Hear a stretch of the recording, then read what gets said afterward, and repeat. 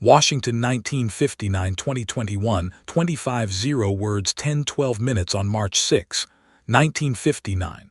A 9-year-old girl in Spokane, Washington put on her coat, tucked a small box of mints under her arm and stepped out her front door. She was going to deliver them to a neighbor. A simple errand. The kind parents assigned without a second thought in 1959 walk 2 houses down, hand over the mints, come home for dinner. The trip should have taken 10 minutes. Candy Rogers never came home. What followed was one of the longest cold cases in Washington state history. 62 years, 3 generations of detectives, a family that never stopped waiting, and a single microscopic drop of biological evidence. Something no one even knew to look for in 1959, sitting quietly in an evidence locker, holding the only answer that mattered. This is the story of how that drop finally spoke, and how the truth, when it finally arrived, sent ripples through families no one expected. Before we talk about what happened, we need to talk about who Candy Rogers was. Because cases like this, cases that span 6 decades, have a way of reducing a person to a name on a file, and Candy Rogers was so much more than that. She was 9 years old, 3rd grade. She lived with her family in a working-class neighborhood on the east side of Spokane, a city of wide, tree-lined streets, cold winters, and the kind of tight-knit blocks where everyone knew their neighbors by name. By all accounts, Candy was a bright, dependable kid. She had routines. She was the kind of child who did what she was asked and did it without complaint. When her mother gave her a small errand that Friday afternoon, walk over and deliver these mints, Candy didn't hesitate. She put on her coat, picked up the box, and headed out the door. Spokane in 1959 felt safe in the way that most American cities did in that era, not because danger didn't exist, but because people hadn't yet learned to see it everywhere. Children walked to school alone. They played outside until the streetlights came on. Parents assigned small errands without a second thought. That sense of safety was about to be shattered. When Candy didn't return within the hour, her mother went looking. She checked the neighbor's house. She walked the route Candy would have taken. She called out her daughter's name on a quiet Spokane street. Nothing. By the time the police were called, a small community was already beginning to understand that something had gone terribly wrong. The search that followed, neighborhood by neighborhood, block by block, turned up no sign of Candy Rogers. She had simply vanished. In the middle of the day, on a street where people knew each other. From the beginning, investigators knew this was not a runaway. Candy Rogers had no reason to disappear. There was no history of trouble, no family conflict that might have sent a child fleeing.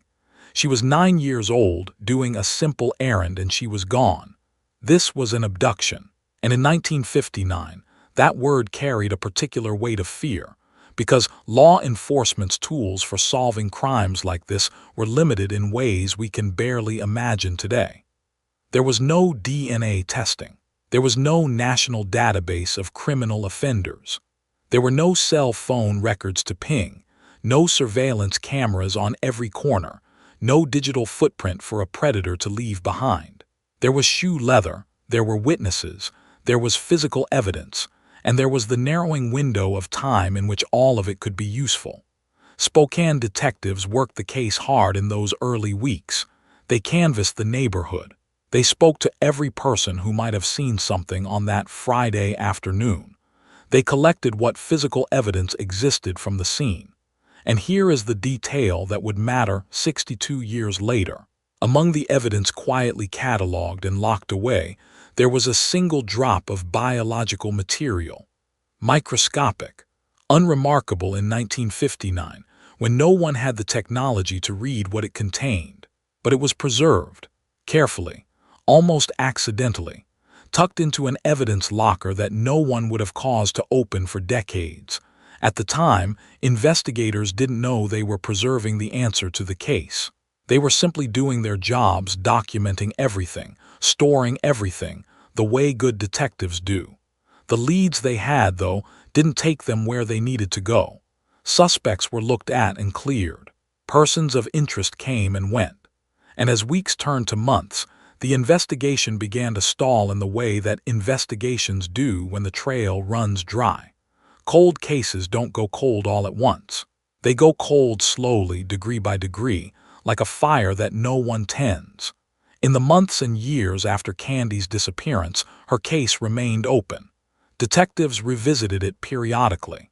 A new lead would surface and investigators would follow it. A new detective would join the department, inherit the file, and look at it with fresh eyes. Each time they hit the same wall. The evidence wasn't enough. The technology wasn't there.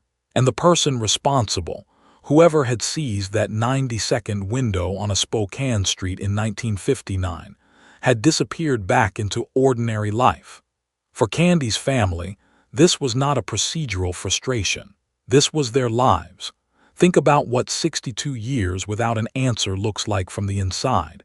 It is every anniversary of March 6th, every family gathering where someone is missing, every decade that passes and brings new generations who know Candy only as a story, a photograph, a name that gets spoken quietly at the table. It is watching your parents age and grieve without ever knowing. It is carrying a grief that has no resolution, no chapter that closes, no moment where you are permitted to fully put it down. 3 generations of Spokane detectives worked the Rogers case. The first generation worked it in an era before forensic science existed in any meaningful way.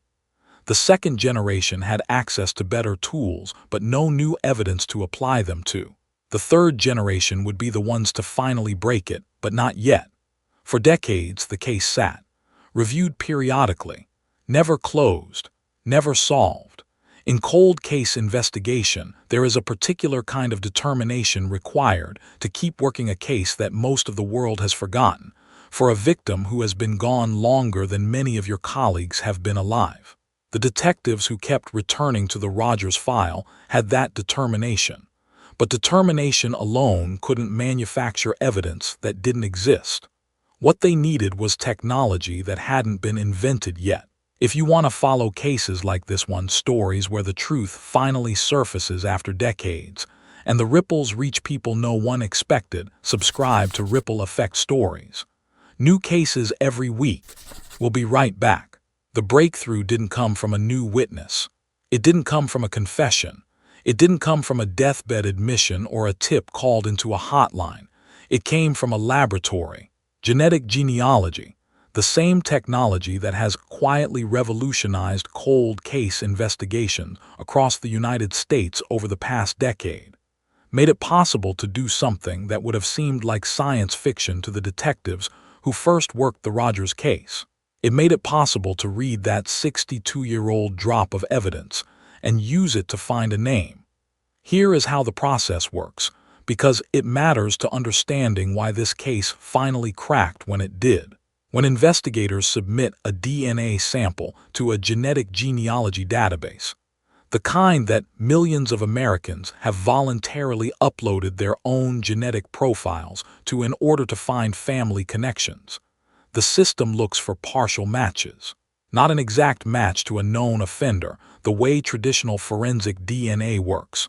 Partial matches, distant relatives, cousins, second cousins, people who share segments of DNA with the unknown subject.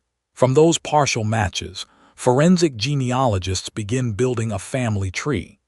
They work backward through generations, tracing lineages, cross-referencing with public records, birth certificates, census data, obituaries, marriage records. They work forward again, identifying descendants who would have been alive and in the right geography at the right time. It is painstaking, meticulous work. It can take months, and it requires a combination of forensic science and old-fashioned genealogical detective work that is unlike anything that existed even 20 years ago. In the Rogers case, investigators submitted the preserved biological evidence for this analysis, and the profile that came back was robust enough to work with despite being 62 years old. The genealogy process took time. Family trees were built and extended. Candidates were identified, evaluated, and eliminated. Geographic and temporal filters were applied.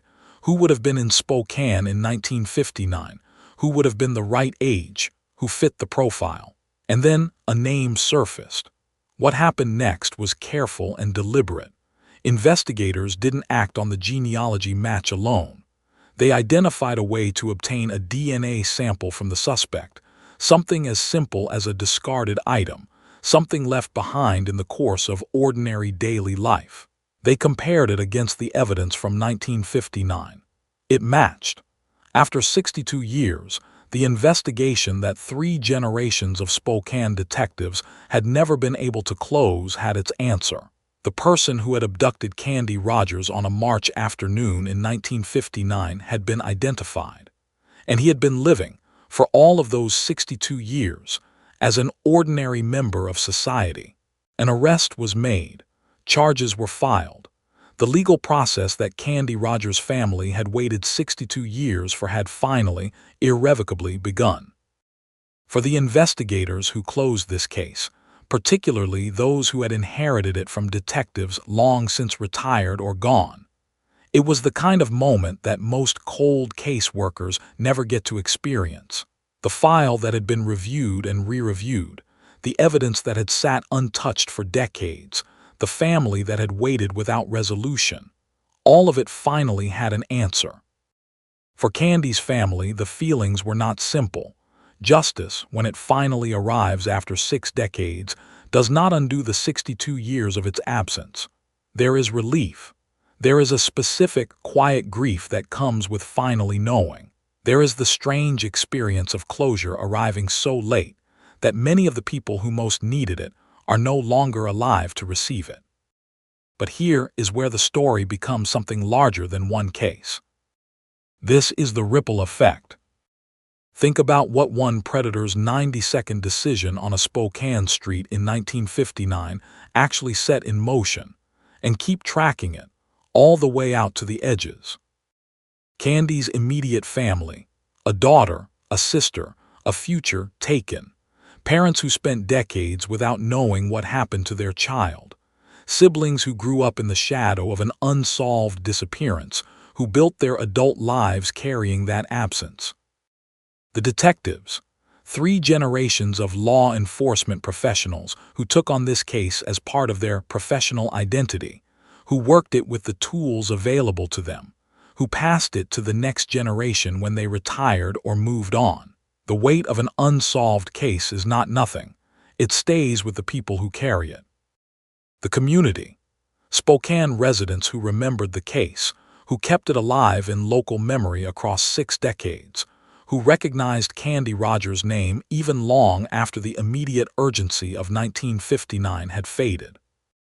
And then there is the ripple that goes in the other direction, the one that almost no one thinks about until it arrives. The family of the person arrested. These are people who had nothing to do with what happened in 1959. They built their lives, marriages, careers, children, grandchildren in the decades that followed. They knew this person as a husband, a father, a grandfather. They had no reason to suspect what was buried beneath the ordinary surface of a life. And then, without warning, 62 years after a 9-year-old girl walked out of her house with a box of mints, a knock came at their door, and everything they thought they knew about the person they loved was suddenly, irrevocably, rewritten. That is what crime does. It doesn't end at the moment of the act. It radiates outward through time, through families, through communities, and it keeps moving long after the person who set it in motion has stopped thinking about it. Sometimes it travels 60 years before it reaches people who never saw it coming. This is what we mean when we talk about the ripple effect, not just the investigation, not just the legal outcome, the full human aftermath of a single terrible decision traced all the way out to its furthest edges. This case is a reminder of 2 things that cold case investigators have always known, and that the rest of us sometimes forget. The first, evidence doesn't have an expiration date. A drop of biological material preserved in 1959 was readable in 2021. The science caught up to the evidence, and when it did, 62 years collapsed in an instant. The second, justice doesn't have an expiration date either. It can be delayed. It can be deferred. It can feel for families who have waited decades like it will never arrive. But the work continues. The files stay open. And the detectives who inherit these cases, who pick up where the previous generation left off, keep going. For Candy Rogers, 62 years is the answer to the question of how long it takes. For her family, it is also a lifetime. Both of those things are true at once. If this story moved you, if you want to keep following the cases where one moment changed everything, and trace every ripple it left behind, subscribe to Ripple Effect Stories. New cases every week. And if you have questions, reactions, or cases you think we should cover,